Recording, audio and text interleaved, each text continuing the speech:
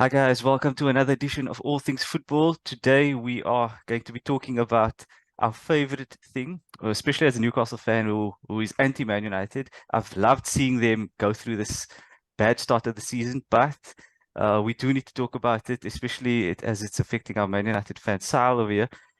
So yeah, Sal and Jason are with us today to talk about this discussion, which is Manchester United. Are they in crisis, or is it just a blip due to all the injuries that's going on? So, gents, welcome to the show. Thanks, Brilliant. Wasim. Thanks for having me. Yeah, what a strong intro. Yeah, I've a lot of people ask me why do you support Newcastle, and it happened because I first had a hatred for Man United, and then I developed my love for Newcastle. So, this has been coming on for a long time.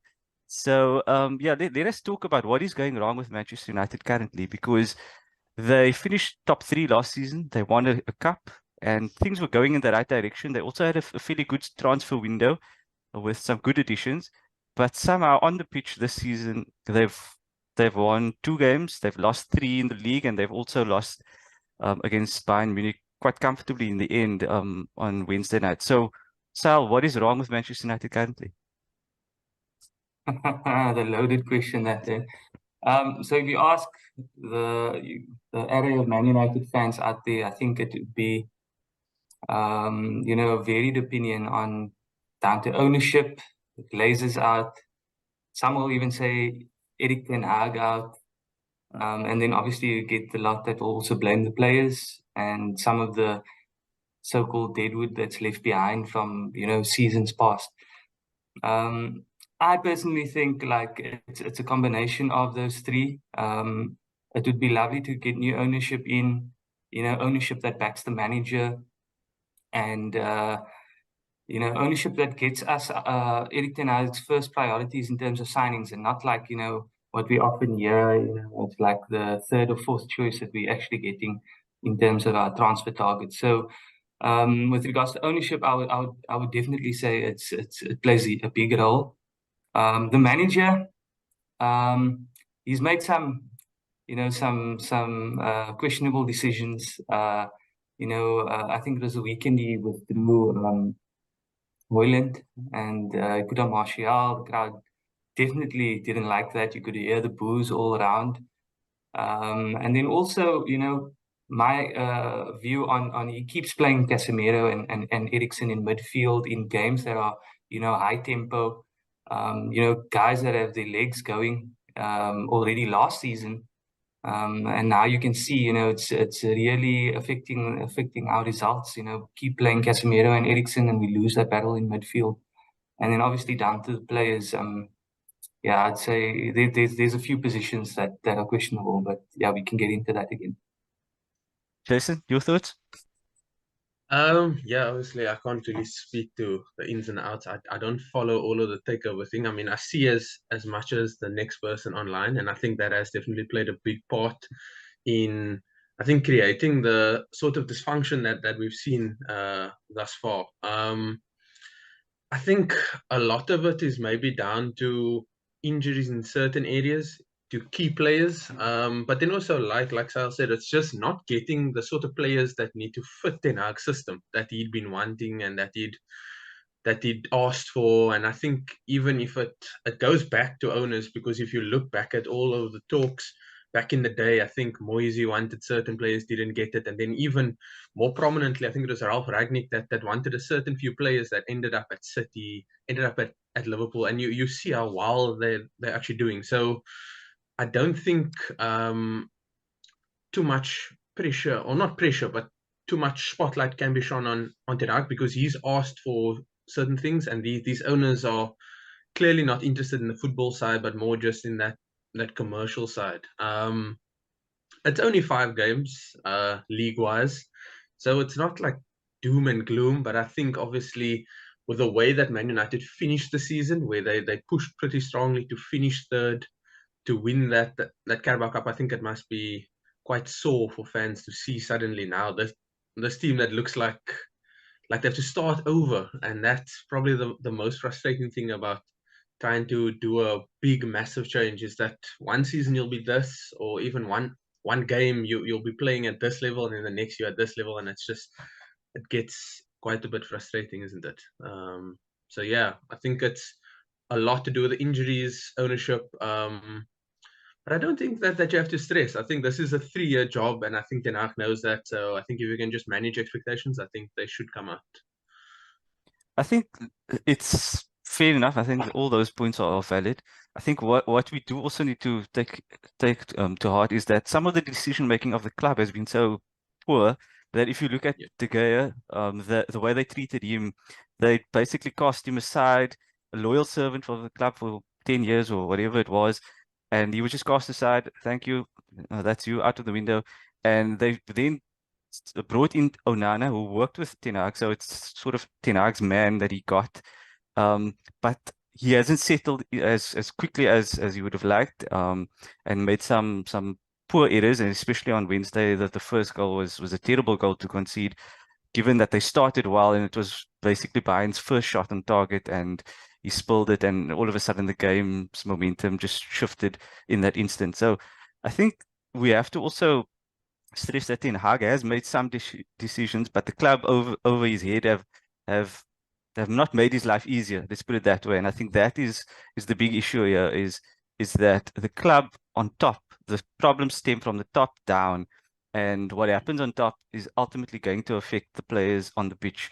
So if you're making mistakes on top, it's going to flow through to your team, and I think that's one of the things that United need to sort out. Is you can't have players have all these off-field issues and expect the team on the pitch to just play and win as easy as anything, because it's not. It's you players are human and they're going to be impacted by that. So I think that is one of the things United are doing wrong at the moment, is they've got too many off-field issues, and it's not helped by the fact that those on top are making bad decisions.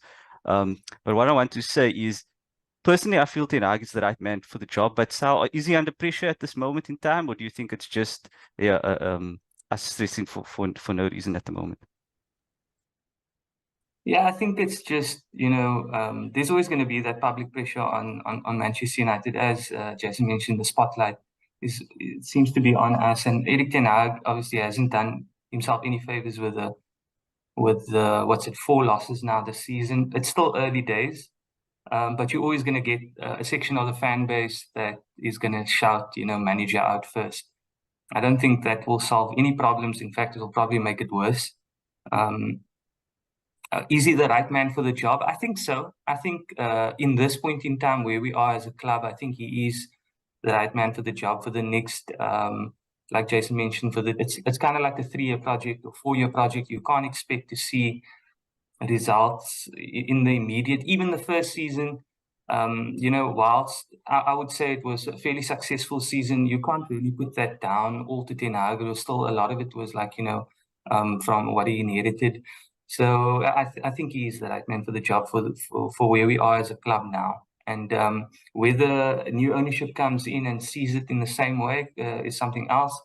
There's a lot of accounts that's in the know that have said, the Qatari ownership is happening and will complete before the end of the year. So let's see. I don't think they'll change the manager, but you never know. They could have higher expectations than the current ownership.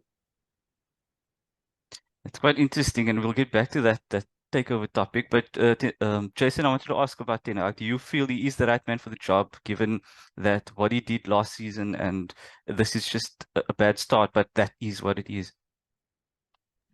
Yeah, I do think I think that there've been certain instances where maybe his in-game management has not been up to the standard of what fans want, but obviously they see so many different things, and we as couch managers can say no, don't take this one off or bring this one on, but it's a completely different set of dynamics when you're the guy that's responsible for this team. And I think he's come into a club where the expectations have far exceeded all of the clubs that he's managed at before, maybe combined. I mean, Ajax, it was a great system for him because he comes into a team that has been set in their ways for so long, such an efficiently run club, game plan, model, all of those things had the correct players for the correct system. So it was fine. And then you come to Man United where it's so dysfunctional and you have to now try and change that culture. And I think if I can just bring it to Arsenal, because that's what Arsenal fans do, you know, make everything about us. Arteta came in as well, and I think it was a very similar situation where the owner was wanting to give money but also didn't, and then he had other interests as well. And I think everybody saw where he was favoring all his American sport ownerships and all of those things. And then as soon as he started to buy in and actually supported the manager, backed the manager, and showed faith, I think you have to have that understanding that whatever's happening now is small compared to what's going to happen once everything starts clicking into gear. Yeah, I think he is the right man. I think it will be a bit hard, and I think he'll divide the fan base quite a bit. But I think it's just you have to almost push through, and then to finally find the light at the end of the tunnel. I think another thing that's good about what's happening in the next few weeks is that there's a lot of games. There's the league action, there's League Cup next week, there's Champions League in 2 weeks' time. So there's a lot of games and a lot of auditions where players can play and put their hands up for selection. So I think that helps a manager, because sometimes when you've got a long when you've got one game and a loss, and then you've got maybe a week or 8 days before your next game, then it sort of allows the pressure to build. Whereas now there's a loss, and if you play at the weekend and you can win, then all of a sudden, everything's not forgotten, but it allows there to be a momentum shift. So I think that's the good thing for you guys, is that you've got a lot of games in quick succession, and that will allow Ten Hag to focus on the pitch itself and the games that's coming up, instead of dealing with all the off-field issues. So that's the one thing I wanted to discuss with you, Sal, is that there is an easier run of fixtures. You've got Burnley on the weekend, you've got Crystal Palace in the League Cup, you've got Crystal Palace in the league thereafter, and then I think it's Brentford as well. So the run of fixtures is easy on paper, and that should hopefully give you guys a chance to stem the tide at the Yeah, so I've mentioned this to we always discuss as Man United fans. We always seem to there's no easy fixtures for us. We always make the Burnleys, the Brentfords look like prime Barcelona when they come to us, and it always seems like when players come to Old Trafford, especially the goalkeepers, they have man of the match performances to keep us out. Anyway, it is a good. I think the next 5 games, like you mentioned, is pretty good on paper, and they quite like in quick succession. So it helps, if we can get a good run going, and that can, kind of set the tone for the season. We've got Burnley, I think it is, in the Premiership up next. Our very own South African Lyle Foster would have played as he's suspended for that game. But I think we can get the win against Burnley. But I always just want to be a bit cautious, especially recently as a Man United fan. We don't make any fixtures as easy as they should be. And then even that game in that 5 run of games, we have Galatasaray in the Champions League, which is going to be now such a high pressure game, because if we lose that, we are going to be, risking potentially getting knocked out of the group stages of the Champions League at such an early point. So, it's whilst it is a fairly easy run of fixtures, there's a lot of pressure on it as well, because, like I mentioned, the Champions League game that's loaded the fixtures against Crystal Palace, even in that League Cup. If we get knocked out there, there's a lot of pressure actually on these things, on these 5 games, on these. So I wouldn't say it's easy for us, unfortunately. Jason, would you make any changes? Because they've played a fairly settled team, in as Sal said, that they've got Martinez and Lindelof, which have been playing at centre back, and then they've got Casemiro and Eriksen, who've been in the centre midfield. Is there any changes that you would tweak to the system, to the personnel, to just switch things around and really, get them to have momentum? Yeah, it's interesting, because actually when I saw the squad that they announced for that Bayern game, I looked over that defenders column, and I think there's only 5 defenders, right? And of that, it's probably the 4 recognized, and then there was 1 maybe youngster that was in the team. So I think if they can get their defensive players back, that'll be good. The only change is, I think, maybe if Amrabat is fit and he is ready to go, I think players don't need to be motivated. I think the whole situation of him arriving very late and then also having that little bit of an injury, and now seeing how the team is playing, there's clearly a spot and a need for an expensive runner, and I think he will fit right in there. So I think if they can get him quickly, stabilize that spine. I don't think it's a lack of chances created. I think maybe in the final third, it almost feels like players don't know what they need to do. But I think with more stability coming from behind, it then relieves a bit of pressure, and it would then allow them to create more. Um, I know there's one player that divides that fan base quite a bit, and it's Bruno Fernandes. I think there's some people that can see all of his creative output, but there's also a large portion of them that just seem to feel that he's very wasteful. His output isn't that good. But I think if you have to pull up numbers and actually see, I think he's been one of the most consistent players for Man United since he's joined. Obviously, I don't watch all of Man United's games. I don't see all of the things that people talk about online. His body language, maybe that whining and all of those things. But I think it's just strengthening the spine and then going through this 5 games where Sale mentioned it's not easy games at all, because it's Premier League teams, and it's teams that are also in that up and down phase. So you literally don't know what team will turn up. I mean, Burnley, Saturday evening game at not sure what the ground is, Turf Moor maybe. Yeah, it's going to be hot. It's going to be exciting. It's also Vincent Company, so there's that Man City roots coming against Man United. That I think it'll be an interesting game. I would have loved to see Lau Foster there, obviously. But yeah, I think it's just stabilizing that spine, and then things should come. And it's also just about having patience, and it's not easy, but yeah, unfortunately, that's what's required at this moment in time. Before we make our final predictions for the Burnley game, so just talk us about the takeover, because I know from experience with the Newcastle takeover, it took a very, very long time to happen. And there's a lot of work that gets done in the background that fans don't know, that doesn't always get publicized. But eventually it did happen. So with regards to the Man United takeover and potentially the Qatari gentleman that's going to take over, and also there's Ratcliffe. So there's a couple of options there. But talk us about what is going to happen, or what you've heard, especially as a Man United fan. You're open to more information that perhaps we as neutrals don't see. So talk us about that. Will it still happen, or do you think that because there's no news at the moment that it's probably off the table?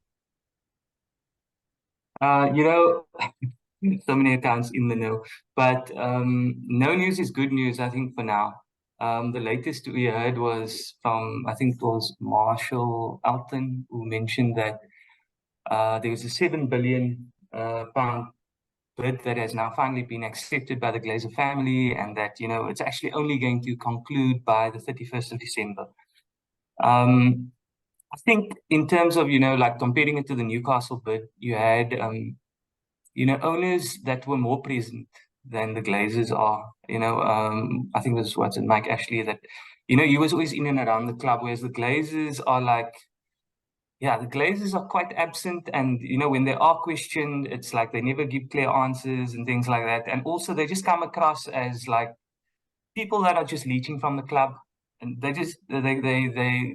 have now also come across with, we've seen like, the rounds of bids that they've done, and even with the way that I feel they've included Ineos, even though Ineos and Sir Jim Ratcliffe is not really part, or I don't think he has the credentials to take over Man United properly. They've included him in those rounds of bids, and they've just dragged this thing out for so long. So I think it will eventually happen. I think for now it's gone quiet. Perhaps there's a bit of good news in that. The news is good news, and I think we will see it concluded before the end of the year. I would love, for it to happen sooner, but I don't see it happening sooner, unfortunately. Okay, interesting. So there you have it. That's a All Things Football exclusive there. It will be done by the end of the year. But before we end off the show, let's have some predictions. Personally, from my side, I predict that Man United will beat both Burnley and Crystal Palace in the league. I'm not sure about the League Cup because, when many changes are made from both sides, it's very difficult to predict. So I'm not going to go into that. But I will say that I predict Manchester United to win on Saturday against Burnley and the following week against Crystal Palace. So I see some things changing and for the positive, as if you're a Man United fan. But Jason and Sal, what do you think the results will be going into these crucial fixtures? Yeah, so I like you would like some spice. I would enjoy that Burnley upset. But I think Man United will be a bit too strong for them. I think the Crystal Palace in the league as well. Crystal Palace is such a weird team in that there's days when they will turn up and you would think it's prime Barcelona, and maybe they just need to wait till next weekend to actually unlock that setting again. But I think a good win Saturday instills quite a bit of confidence going forward, and then coming to the league again, maybe the team can actually just back, yeah, just get behind the team and just. I think if the players, and I think it's very evident that there's a lot of players that don't show the sort of heart that fans want. I think the minimum effort should be just 100% of like determination, tracking back. I think there's clips of Scott McTominay not running back. There's Rashford not tracking runners and those things like that. I think if they up that in this week, yeah, then I think things suddenly change, and then suddenly Man United get a bit luckier for certain things, you know. So yeah, I'm thinking they beat Burnley and they also beat Crystal Palace. Yeah, I'd agree with that assessment as well, Jason. I think when it comes to like the tracking back and that, it just seems like, once we have like, you know, once we go down in games and once we have any sort of negativity in matches, the players' heads completely drop and you find that they don't track back, they don't, they don't fight, harder for those 50-50s and aerial duels. And we saw it in the clips that went viral with Scott McTominay especially. And he had just come on, so you couldn't put it down to, fitness. It's just pure laziness. Um, so I don't know if Erik Ten Hag doesn't drill it into them before this weekend, because they are definitely capable of doing it. It's just it's a mental thing. In terms of like players coming back, Amrabat has trained. Kobe Mainu has also trained, although like it was light training. So I don't think Amrabat will feature, especially from the starting 11. If he does, it would be from the bench. Mason Mount is back. I would love to see Mount get into that starting 11 now, and really, solidify his position in the team. It's funny me saying that because at the start of the season, I actually didn't want him in the squad at all, even though he was, such a high-profile signing. I always wanted Amrabat. So right now, I'm so desperate that I'll say, you know what, Mount, get in that team. Just, because he's got more energy, he's got more bite in tackles. He's definitely going to be a more positive player for us than Eriksen. Than Eriksen is. I cannot handle. If I see that starting 11 with Eriksen and Casemiro again, I'm going to lose my mind. And then, yeah, up front, I think, like Jason mentioned, I think we do create enough chances. Maybe run out of a bit of ideas when we come to that, to the penalty area. But I think, with support from midfield, proper support, having eventually Amrabat, maybe not this weekend, but maybe by the Crystal Palace game, we have Amrabat in there, fighting and winning those balls. It will lift the team. It will also, ensure that, that Rashford and Hoyland and whoever plays on the right for us, they will see that fight in the team, and then that will encourage them as well. Right now, you have Eriksen and Casemiro, where, people just run through the midfield, and then, the strikers are like, oh my word, we're not going to put that extra effort in to track all the way back now to cover for these guys, plus for us. So, yeah, I think there's just, fine changes that need to actually be made to get, I wouldn't say the best out of the team, because I think I think we need more signings for that to actually happen. But I think there's fine changes that can be made to get, better results. And I think Erik Ten Hag would hopefully, just be wise enough to play Mount this weekend, and yeah, we'll see where it goes from there. I think to me the the League Cup, not so important. I think what we need to put more emphasis on this season is the league, and not even the Champions League. We just need to make sure that we have consistent results in the league, because that is, at the end of the day, the most important thing. Cup runs are great, but what's the use of one good cup run like we had last season, and then we still all depressed now at the start of the season, even though we won the Carabao Cup. So yeah, for me, most important thing is league results. And so the Burnley game, the Crystal Palace game on the 30th, and then thereafter we'll see where it goes. Yeah, I think to end off, I think Man United, it's not as bad as you think. They were 2-0 down against Nottingham Forest and they fought back to win that game. They also played poorly against Wolves. They won that game. So it's not all doom and gloom, I think. And like Sal says, you won the League Cup last season. It's just fine tuning here and there, changing the balance of the team, and things might change. So yeah, I definitely predict it will change. But if you have any thoughts, let us know in the comment section, and please subscribe if you are a first time viewer. But until next time, let's enjoy Man United's dismal run, and hopefully it doesn't change. But if it does, good on you as well. So until next time, it's goodbye. Thanks, James. Cheers, guys. Bye bye.